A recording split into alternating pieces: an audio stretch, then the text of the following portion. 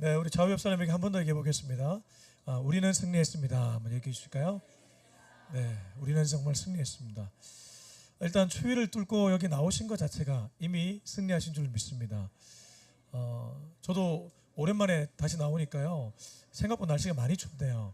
이 추운 날씨 속에서도 이 기도의 자리를 사모하시고 이렇게 나오신 우리 성도님들 한 분 한 분이 이미 영적 전쟁에서 이기신 분들인 줄 믿습니다. 사람들은 보이는 세계에 집착합니다. 심지어 교회 다니는 사람들조차도 보이는 세계에 집착할 때가 있습니다. 그러나 신앙이란 것은 보이지 않는 세계에 대한 얘기인데, 보이지 않는 세계가 보이는 세계보다 더 중요하다는 것이죠. 요한 3서에 보면 이런 말씀이 있습니다. 내 영혼이 잘된 같이 범사에 잘되고 네가 강건하기를 내가 구하노라. 영혼이 잘됨, 보이지 않는 영혼이 잘돼야지 이 땅에 이루어지는 세계가 잘 된다는 것입니다. 할렐루야. 여러분, 지금 국가의 지도자가 이 나라를 잘 되기 위해 애쓰겠지만 그거는 국가의 지도자가 하는 일입니다. 국가의 지도자가 아무리 노력해도 하지 못하는 영역이 있습니다. 영혼의 문제입니다. 근데 이 영혼이 잘 돼야지 진짜 잘 되는 것입니다.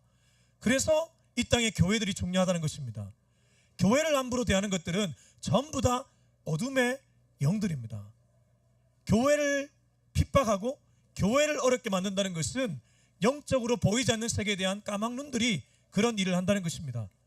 우리는 영적으로 눈을 뜬 자들인 줄 믿습니다.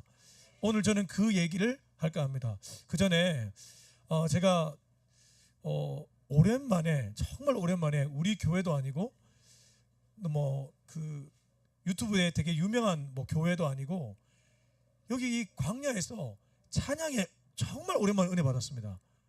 그 이유를 보니까 여기 인도하시는 목사님이신가요? 혹시? 청년, 와, 하늘 문이 열리는 은혜를 받았습니다.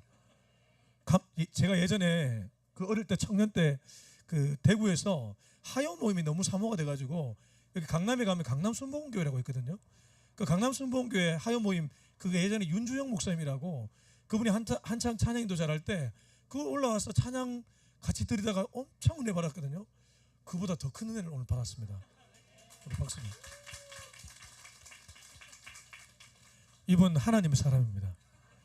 앞으로 하나님이 귀하게 쓰실 것입니다. 이 광장 기도회가 더 뜨거워질 것입니다. 이 영적인 사람이거든요. 이게 아시잖아요. 이게 육으로 찬양하는 것과 영으로 찬양하는 건 달라요. 벌써 이 마음이 느낍니다. 저는 오늘 완전히 하늘문 열려버렸어요. 오늘 설교 안 해도 됩니다.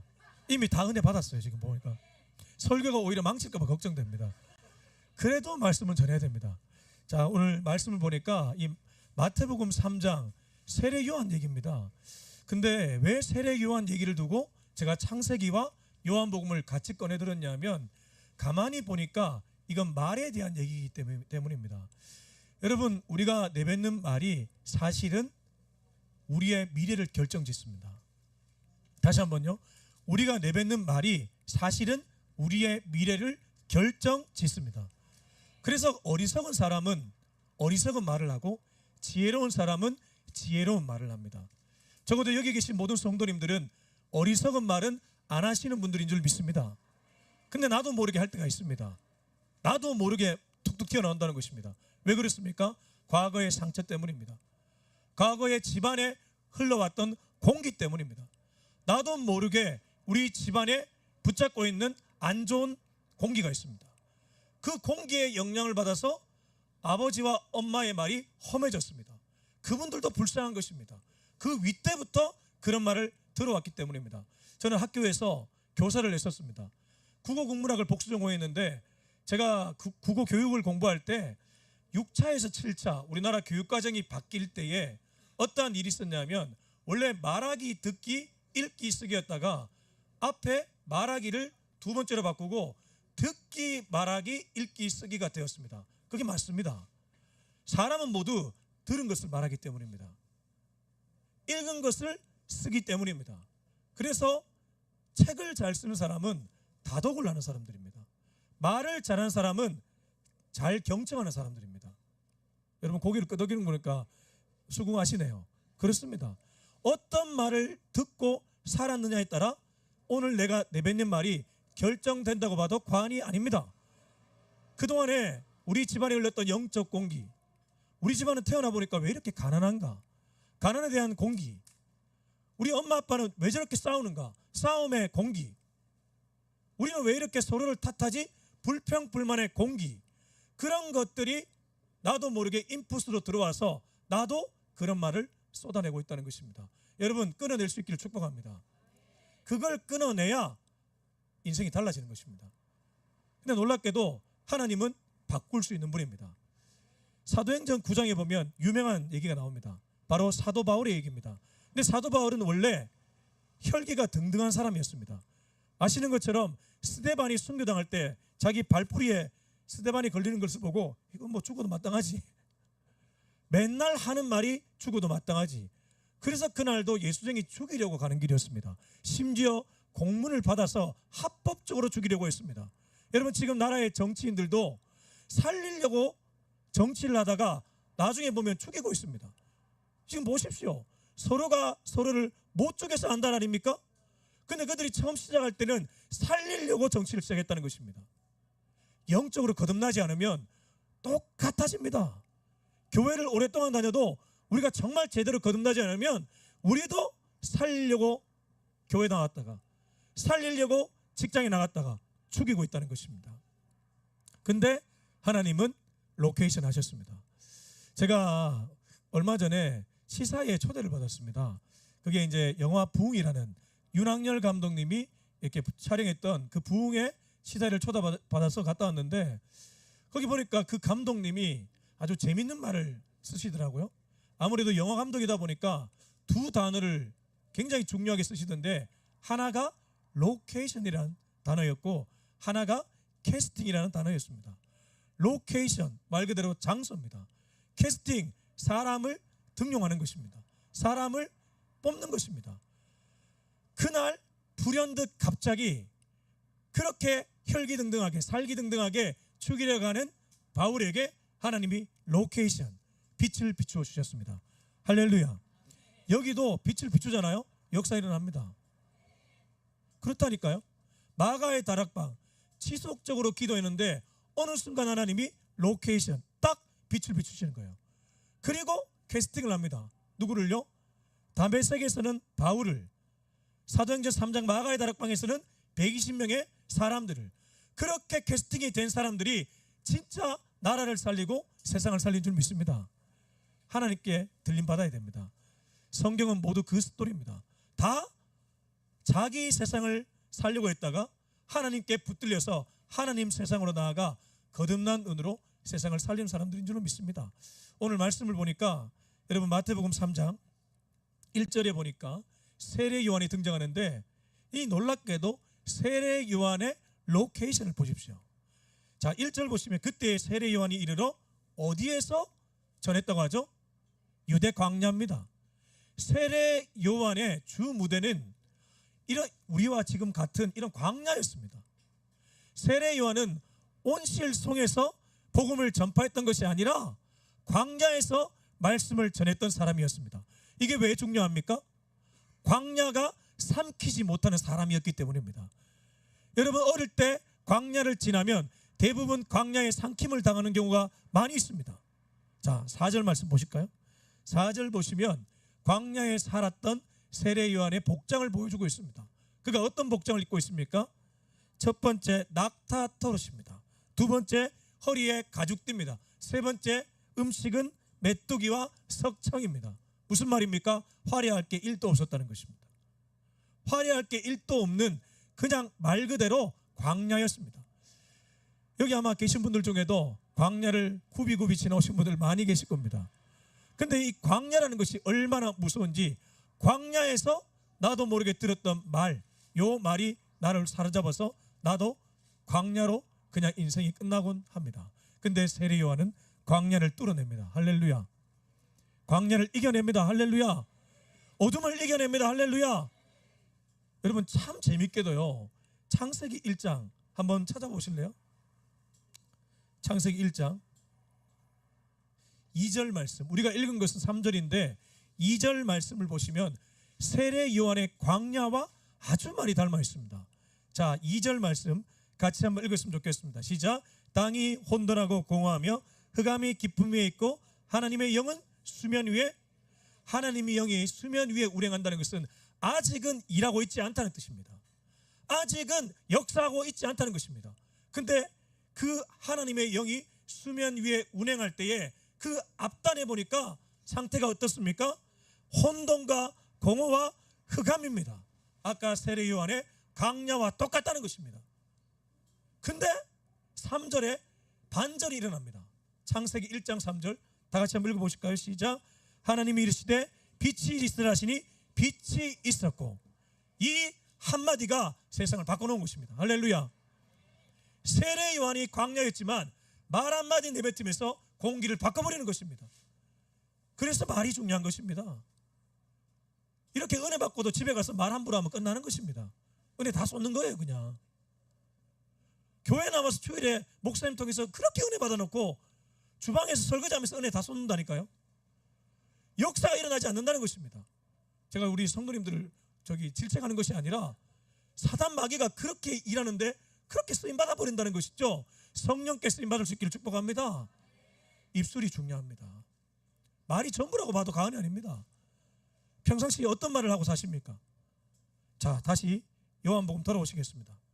요한복음에 보면 요한이 아주 놀라운 메시지를 전합니다. 2절에 보니까요, 요한복음이 아니죠, 마태복음 1장 3장 2절에 보니까 회개하라, 뭐가 가까이 왔다고 하죠? 천국이. 야, 여러분이 지금 세례 요한의 로케이션 어디입니까? 광야입니다. 그는 뭘 입고 있다고요? 낙타 트롯입니다. 우리로 비유하면 판자촌에 사는데, 근데 그는 천국을 바라고 있다는 것입니다. 이게 무슨 말입니까? 상황이 세례 요한을 짓누르지 못했다는 것입니다. 그는 이미 인풋으로 천국이 들어왔습니다. 할렐루야. 내 마음에 천국이 꽉 찼습니다. 할렐루야. 천국이 있으면 천국을 말하게 됩니다. 지옥이 있으니까 지옥을 말하는 거예요. 상처가 있으니까 상처를 말하는 거예요. 이 안에 천국이 있잖아요. 천국을 말하게 되는 줄 믿습니다. 여기는 이미 천국입니다. 겉보기에는 춥고 광장이고 옆에서는 막 시끄럽게 얘기하고 정치 집회하고, 그러나 우리는 우리 안에 이미 하나님의 복음이 꽉 들어온 줄 믿습니다. 복음이 살리지 사람들의 현란한 말이 살리는 거 아닙니다.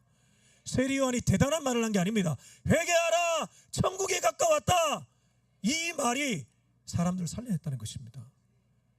말 잘하는 사람 얼마나 많이 있습니까? 저기 가발 쓴 사람 한 명 말 잘하대요.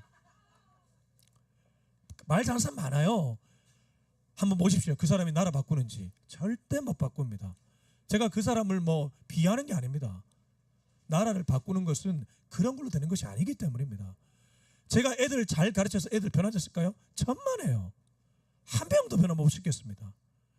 그러나 저를 변화시킨 것은 우리 엄마 아빠의 사랑이었습니다. 우리 엄마 아빠의 눈물의 기도였습니다. 다르게 말하면 하나님이 저를 변화시킨 것입니다. 여기 계신 우리 성도님들도 정치인들의 현란한 말, 탁월한 교수, 하나님이 바꾸신 줄 믿습니다. 앞으로도 하나님이 바꾸신다는 것입니다. 우리 안에 하나님이 꽉 들어와 있으면 우리 입술이 달라진다는 것이죠. 자, 근데 여기 보니까 3절에 참 놀랍게도 이 세례 요한이 뭐를 마음속에 많이 머금고 있었냐면, 입술에 머금고 있었냐면, 자, 3절 한번 읽어볼까요? 마태복음 3장 3절 시작. 그는 선지자 이사야를 통하여 말씀하신 자라. 일러스되 강야에 외치는 자의 소리가 있어 이르되 너희는 주의 길을 준비하라, 그가 오실 길을 곧게 하라. 이사야 말씀입니다. 아니, 평상시에 이사야 말씀을 머금고 있지 않았다면 이렇게 툭 튀어나오지 않습니다. 광야라니까요. 저처럼 이렇게 광장에서 메시지 전했다니까요. 근데 그때 책이 있었겠습니까? 뭐가 있었겠습니까? 그냥 입술이 툭 하고 나오는데 이사야가 나오는 거예요. 근데 이게 비슷하게 또 나오는 구절이 있습니다. 자, 마태복음 4장을 한번 보십시오. 마태복음 4장에 보면 예수님이 성령에 이끌려서 마귀에게 시험당하는 장면이 나옵니다. 근데 4절, 7절, 10절을 한번 보실까요? 4절, 7절, 10절을 보니까 여러분, 예수님도 똑같이 뭐를 입술에 머금고 있었습니까?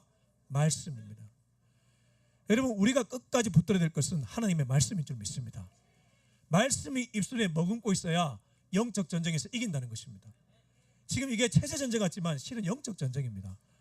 사상 전쟁 같지만 아니요, 영적 전쟁입니다. 에베소서 6장에 보면 우리가 싸울 것은 혈과 육이 아니라 공중 권세 잡은 자, 어둠의 영이라고 했습니다. 우리는 사상과 체제 전쟁 배후에 영적으로 싸우는 사람들인 줄로 믿습니다. 근데 에베소서 6장에서 유일하게 하나님이 우리에게 공격 무기를 주셨습니다. 성령의 검, 뭡니까? 말씀입니다. 말씀이 이긴다는 것입니다. 말씀을 머금고 말씀을 내뱉으면 말씀은 살아있고 운동력이 있어 영과 혼과 심령을 찔러 쪼개는 줄 믿습니다. 말씀이 이깁니다. 우리의 말도 아니고 우리의 경력도 아니고 우리의 뭐 대단한 재력도 아니고요, 말씀이 이긴다는 것입니다. 왜 그러냐 하면 예수님도 말씀으로 이겼기 때문입니다. 우리가 예수님보다 뛰어납니까? 여기 예수님보다 뛰어난 사람 아무도 없잖아요. 저는요, 발가락 떼도 못 따라갑니다. 근데 감히 예수님보다 다른 걸로요? 절대 안 되죠. 성경대로 가야 될 줄 믿습니다. 자꾸 성경대로 가지 않는 사람들이 있습니다. 성경조차도 자기 생각으로 보는 분들이 너무 많이 있다는 것이죠. 이거는 번외로요, 말씀에는 좀 없지. 저는 원래 성경 중심적으로 설교하는데 이런 데 나오면 좀 다른 얘기도 하고 싶어지더라고요. 여러분 널리 양해하고 들어주십시오. 제가 요즘 제 지인들하고 이제 얘기를 하다 보면 뭐 어떤 얘기를 주로 하냐면 한국 교회가 왜 이렇게 약해졌을까? 여러분 지금 예전에 비해서 한국 교회가 많이 약해진 게 느껴지지 않습니까? 혹자들은 이런 얘기를 합니다. 교회가 썩어 빠져서 그래. 이런 얘기들 많이 하잖아요, 솔직히. 목회자들이 맨날 타락해서 그래. 그 말 나도 하겠어요. 너무 쉬운 말 아닙니까, 그런 거는? 그러나 조금만 생각하면 나오는 말이잖아요. 우리는 좀 더 영적으로 더 깊은 차원에서 생각을 해봐야 돼요. 그렇게 세상 사람들이 하는 말을 그대로 내뱉는 게 아니라 왜 지금 이렇게 됐을까? 목회자 문제는 맞습니다. 제가 목회자라서 사실 가지는 개편이기 때문에 변호해주고 싶지만 그러나 그렇게 말하기가 어려운 게 맞습니다. 근데 가만히 보니까 뭐 때문에 그렇게 됐냐 하면 예전에는요, 진짜 목사님들이 무릎 꿇고 2-3시간씩 기도했습니다. 지금도 그런 목사님들이 간혹은 계십니다. 근데 어느 순간부터 제가 어떤 특정 교회를 비하하거나 어떤 특정 목사님을 말하는 게 아니라 가만히 보니까 윤리는 엄청 강조하는데 기도에 무릎이 없는 거예요. 여러분 여기도 여의도에 대형 교회 있지 않습니까? 그 어르신은 평생 기도하는 분이셨습니다. 할렐루야. 이거 아멘이 왜 적게 나오죠? 생각이 다른가 보죠? 기도가 없는 거예요. 기도가. 하나님이 윤리로 사람을 건져내지 않습니다. 여러분 100번 1000번 양보해서 좀 깨끗하게 살았다고 생각해 보자고요. 우리의 깨끗함으로 안 믿는 사람들이 돌아올까요? 아니요. 여리고 스토리를 보면요, 여리고서 기생 라합이가 주님께 돌아올 때 보면 이런 얘기를 합니다. 정탐꾼들을 숨겨준 후에 너희 하나님은 상천하지 하나님이구나, 위로도 하나님이고 땅으로도 하나님이구나. 이게 무슨 말이냐면 기적을 보았기 때문입니다. 기적은 누가 일으킵니까? 하나님만이 할 수 있는 일입니다. 근데 기적이 언제 일어납니까? 기도의 무릎을 통해 기적은 일어나는 줄 믿습니다. 윤리 열심히 해보십시오. 한 명이라도 구원되는가? 그렇다고 윤리 무시하는 거 아닙니다. 당연히 윤리의식 가져야죠. 근데 그걸로 사람이 구원받는 게 아니라는 것을 우리는 철저하게 깨달아야 된다는 것입니다. 옛날 한국교회가 부흥할 때는 오살리나 어디나 기도하는 분들이 너무나 많았습니다. 지금은 기도하지 않는 거예요. 저부터도 괜히 추워지면 그냥 방구석에 있고 싶고, 이런 데 나오신 여러분들이 하나님이 찾으시는 기도의 용사들인 줄 믿습니다. 기도가 살립니다. 기도가 일으킵니다. 기도가 교회를 다시 한번 회복시키는 줄 믿습니다. 근데 간혹 보면 막 성도들이 기도는 안 하고 깨끗한 거에 취해가지고 세상보다 잘나야지.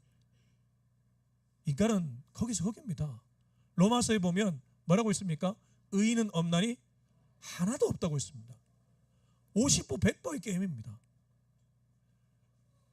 법 없어도 나는 사는데 마음으로 죄짓지 않습니까?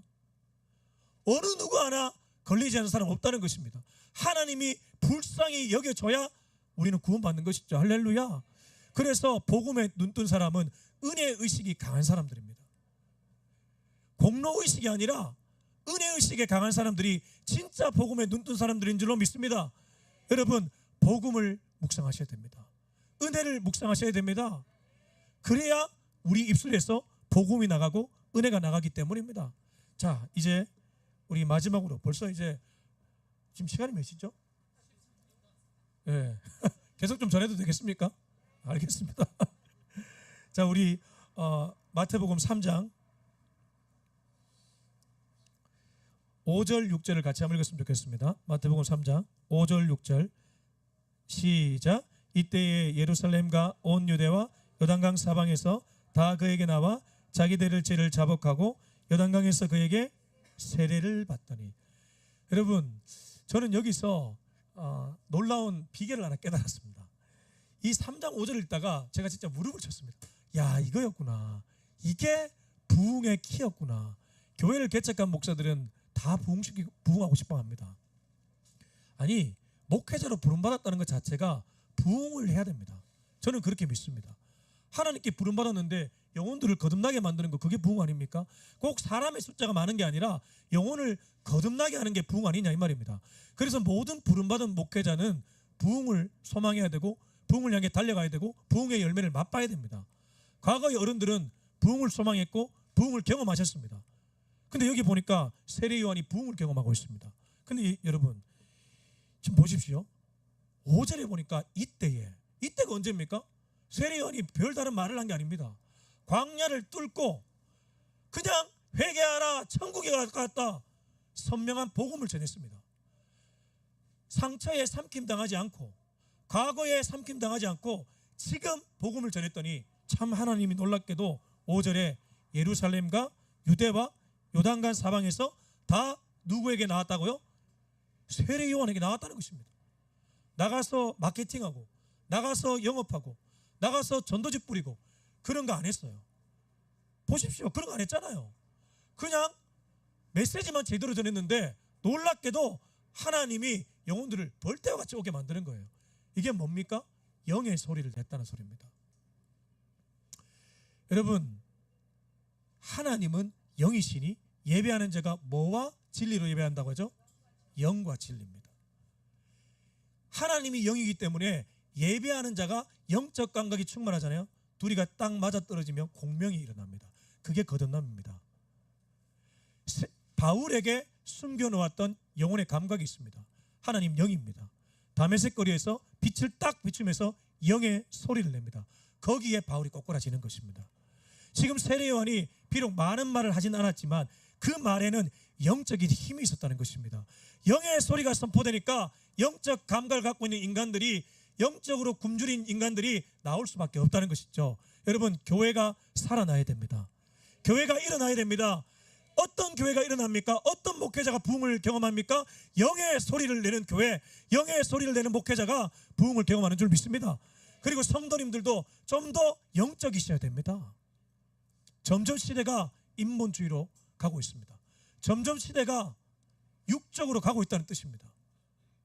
상식 그 선에 머물 때가 얼마나 많이 있습니까? 목회자들까지 공적 연대, 상식 이런 만들어가면서 정말 신령한 소리는 전혀 없고 육적인 소리만 난무하고 있다는 것입니다. 여러분, 아까 제가 여기 찬양 인도하시는 우리 청년한테 왜 감동받았냐면 이분 영적이라니까요. 제가 뭘 느꼈다니까요. 뭘 느꼈어요. 제가 찬양은요, 이분보다 잘하시는 분이 많을지 몰라요. 노래 자체를요.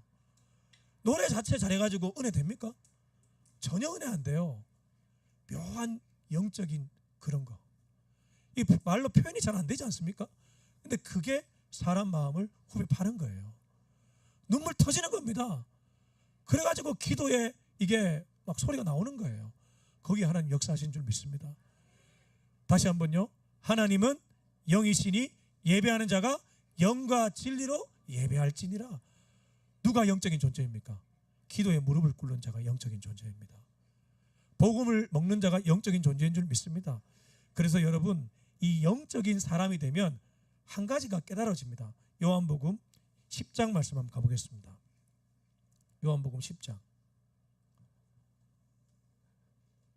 자, 우리 4절 5절 말씀, 요한복음 10장 4절 5절 말씀 같이 한번 읽어보겠습니다.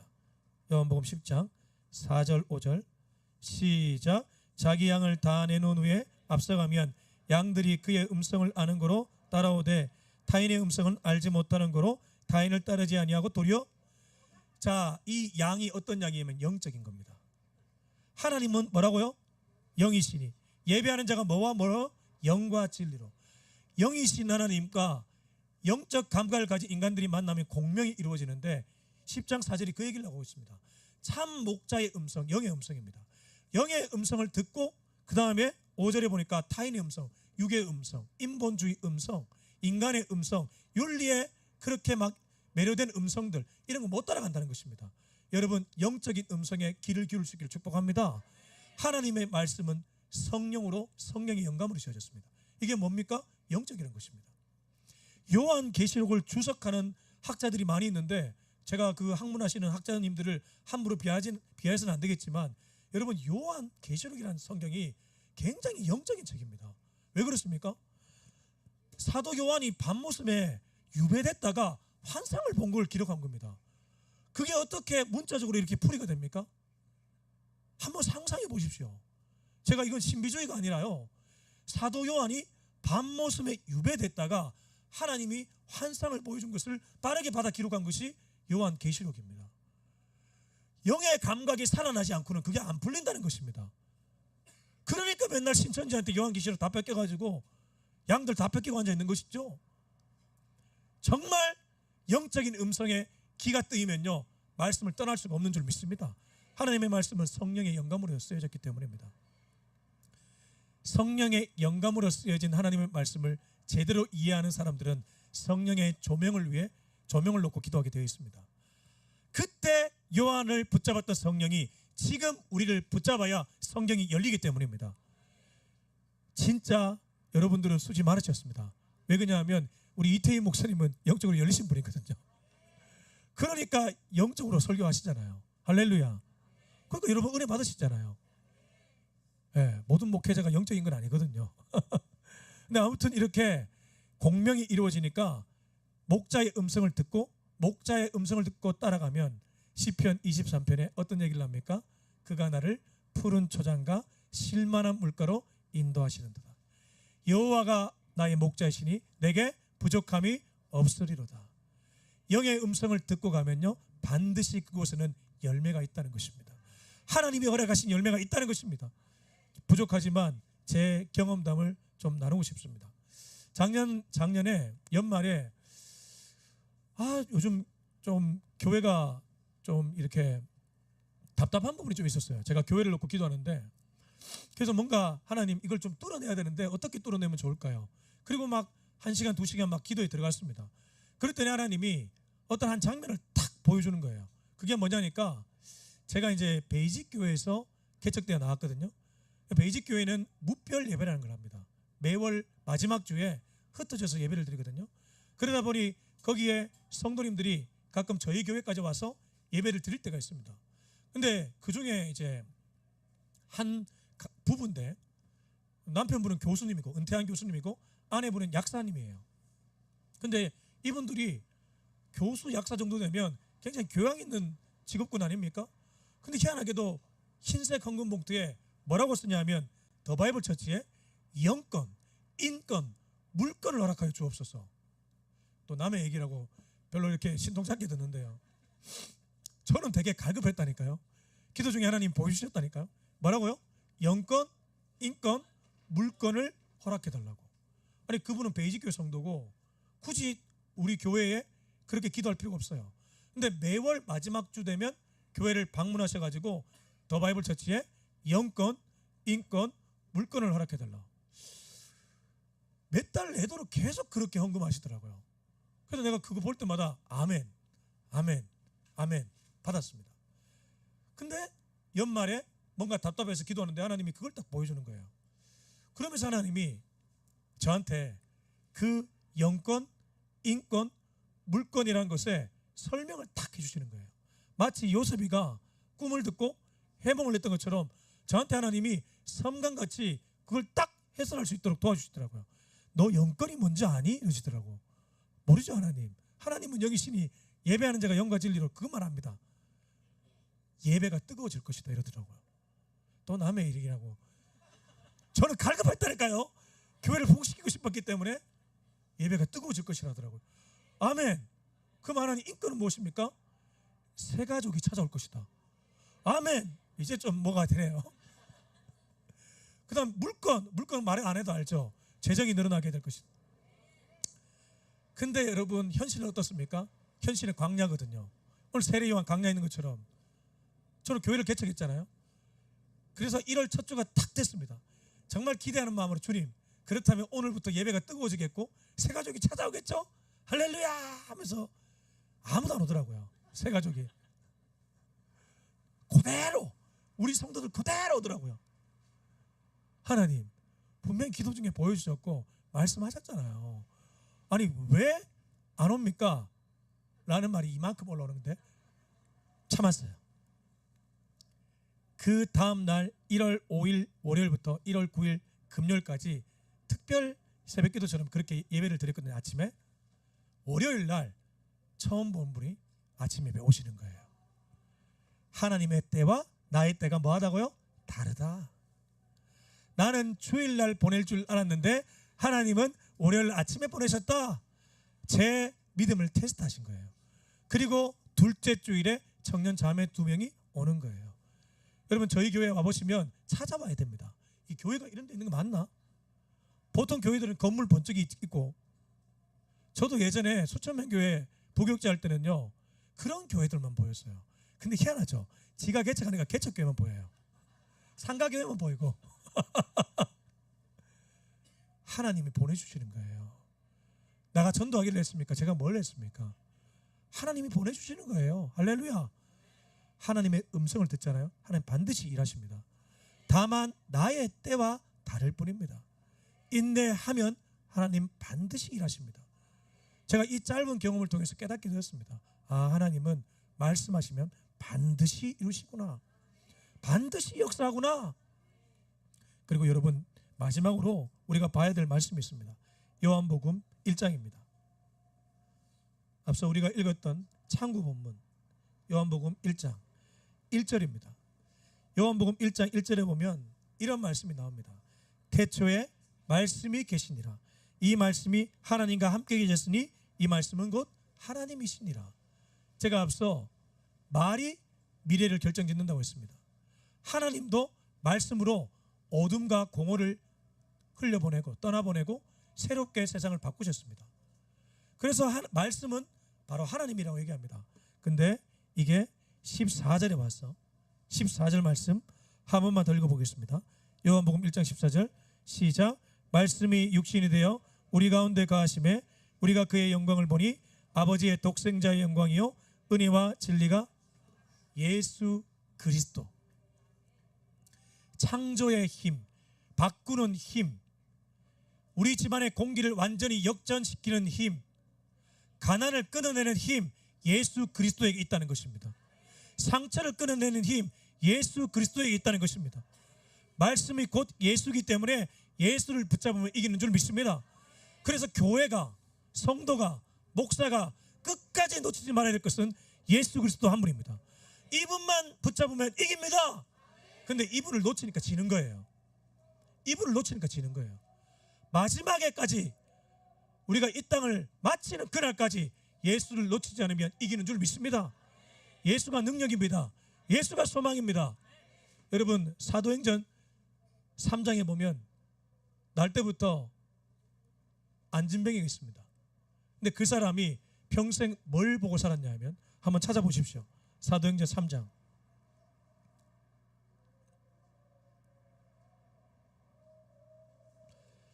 이 사람이 성전 미문을 보는 사람이었습니다. 사도행전 3장 2절 나면서 못 걷게 된 이를 사람들이 메고 오니 이는 성전에 들어가는 사람들에게 구걸하기 위하여 날마다 뭐요? 미문이라는 성전문에 두는 자라. 미문이 어떤 문이냐면 예루살렘 문 중에 가장 아름답다고 해서 아름다운 문이었습니다. 내 신세는 어떤 신세요? 안진뱅이, 구걸하는 인생. 미문으로 지나다니는 사람 어떤 사람이냐? 부자들. 날마다 그의 눈이 부자들에게 가 있었다는 것입니다. 날마다 그의 눈이 적에 가 있었다는 것입니다. 기도가 무엇입니까? 우리의 눈을 하나님께로 올리는 일인 줄 믿습니다. 땅을 보지 않고 하늘로 올리는 일이 바로 기도의 자리라는 것이죠. 성전 미문의 안전뱅이는 평생 미문 보고 부자 보고 지나가는 사람들 봤습니다. 근데 참 놀랐죠. 베드로와 요한이 4절 말씀 보십시오. 우리 사도행전 3장 4절 같이 한번 읽어보겠습니다. 시작. 베드로가 요한과 더불어 주목하여 이르되 누구를 보라고요? 우리를 보라. 여기 우리는 베드로와 요한을 가리키는 것이 아닙니다. 오히려 6절 말씀을 같이 한번 읽어보겠습니다. 6절 다 같이 시작. 베드로가 이르되 은과 금은 내게 없거니와 내게 있는 것을 내게 주노니 나사렛 예수 그리스도의 이름으로 일어나 걸어라. 할렐루야. 미문을 볼 때는 걷지도 못했습니다. 미문을 볼 때는 평생 구걸하는 인생이었습니다. 예수를 보니까 완전히 뒤집히는 것이죠. 예수에게 능력이 있었기 때문입니다. 여러분, 이 세상 예수님이 살립니다. 교회 예수님이 살립니다. 어느 누구도 부인할 수 없습니다. 결국 예수를 붙잡는 성도, 예수를 붙잡는 목회자, 예수를 붙잡는 교회가 이기는 줄 믿습니다. 오늘 이 은혜로 살아갈 수 있는 저와 여러분 될 수 있길 예수님의 이름으로 축원합니다. 우리 같이 한번 기도하겠습니다. 이 시간 함께 우리 반주 좀 부탁할까요? 같이 기도할 때 하나님, 나도 모르게 땅을 볼 때가 참 많이 있습니다. 나도 모르게 우리 집안에 흐르는 공기에 붙잡혀서 사로잡혀서 상처를 묵상할 때가 많이 있습니다. 그래서 내뱉는 말들도 땅의 언어를 내뱉고 상처의 말들을 내뱉을 때가 많이 있습니다. 주여, 이사야 6장의 말씀처럼 오라 나는 입술이 부정한 사람이로다. 주여, 이 입술을 완전히 거듭나게 바꾸어 주시옵소서. 입술을 씻겨 주시옵소서. 주님의 거룩한 입술 되게 하여 주시옵소서. 우리 주님 이름 외치고 기도하겠습니다. 주여